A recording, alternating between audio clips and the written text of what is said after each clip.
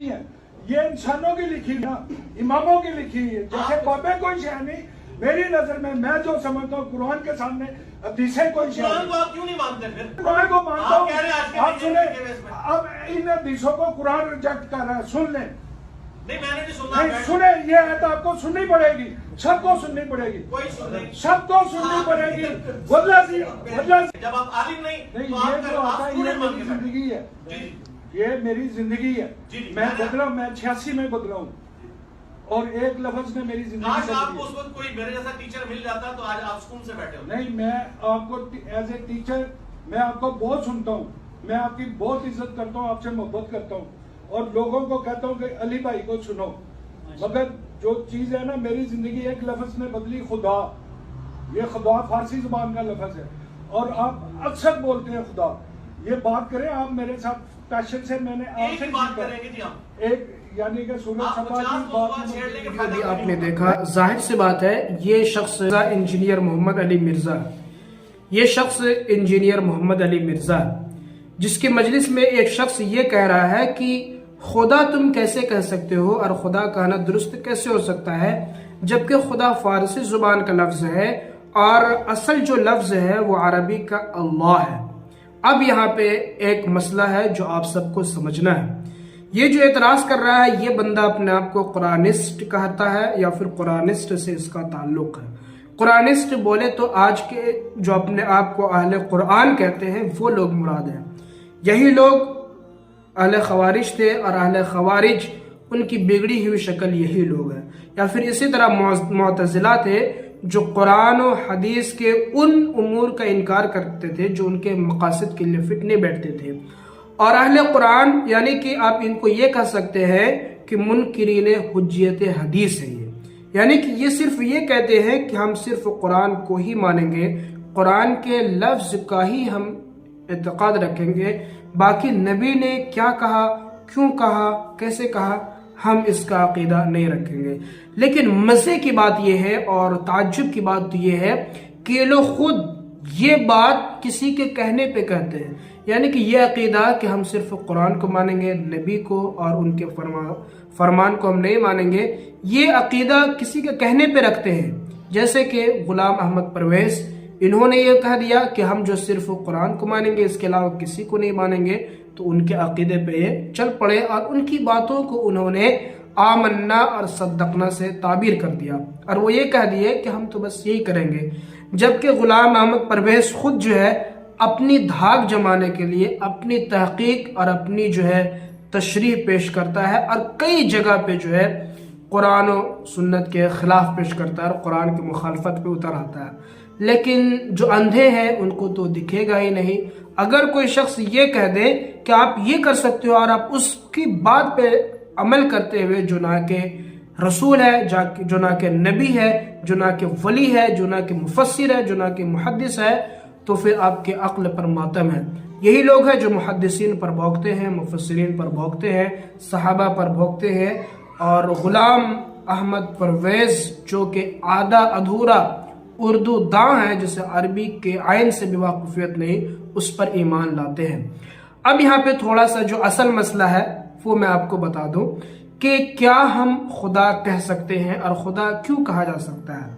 तो हमें मालूम होना चाहिए कि खुदा के माने हैं क्या। खुद आ का मतलब ये है कि जो चीज खुद मौजूद हो, जो चीज वाजिबुल वजूद हो, जो चीज किसी के मोहताज ना हो, किसी चीज के मौजूद होने में किसी का मोहताज ना हो। और हम सब ये जानते हैं कि जात और अर्ज जो होता है दोनों में डिफरेंस होता है। जात भी बहुत तरह के होते हैं। एक जात तो वो होता है जो वाजिबुल वजूद होता है, यानी कि जो है हमेशा से रहेगा, उस पर हवादिस कभी नहीं आएंगे। तो यहाँ पे अब ये मालूम होना चाहिए कि ये ज़ाते वाजिबुल वजूद जिसे हम अल्लाह कहते हैं और जिसे हम अल्लाह से ताबीर करते हैं, हम उनकी इबादत करते हैं और जो वन गॉड और एक खुदा और एक माम वो दैट इज अल्लाह सुब्हानहू व तआला है। अब यहाँ पे जो इसका मीनिंग निकलता है, जो ज़ात वाजिबुल वजूद हो यानी कि किसी का मोहताज ना हो, हमेशा से हो, हमेशा रहने वाला हो।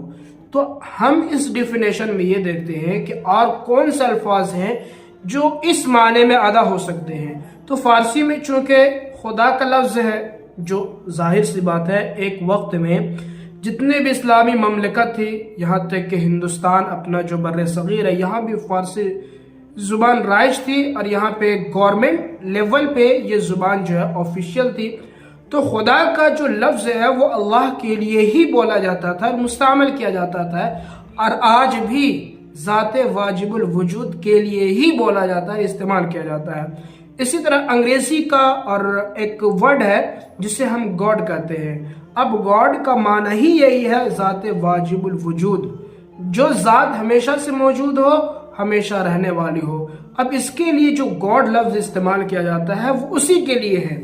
ہاں یہ اشکال اس وقت ہوتا کہ جب یہ لفظ کسی اور معنی کے لیے مستعمل ہوتا اور اس کا ایک معنی یہ بھی پایا جاتا، یعنی کہ ایک معنی میں فیمس ہے، ایک معنی بت پرستی کے لیے، شرک کے لیے، کسی اور چیز کے لیے ہے، اور تھوڑا سا شائبہ اس میں مالک ہونے کا اس طرح کا آ رہا ہے، تو پھر ہم وہاں پہ کہہ سکتے تھے کہ یہ چونکہ شعار بن چکا ہے، جیسے کہ بھگوان، یہ ایک ہندوازم کا شعار ہے، ہم اس لفظ کو بول نہیں سکتے ہیں، اگرچہ وہ معنی میں مالک ہے اور اسی طرح معنی میں آقا کے ہیں، لیکن ہم اسے نہیں بول سکتے ہیں کیونکہ ان کا شعار بن چکا ہے بتوں کے لیے.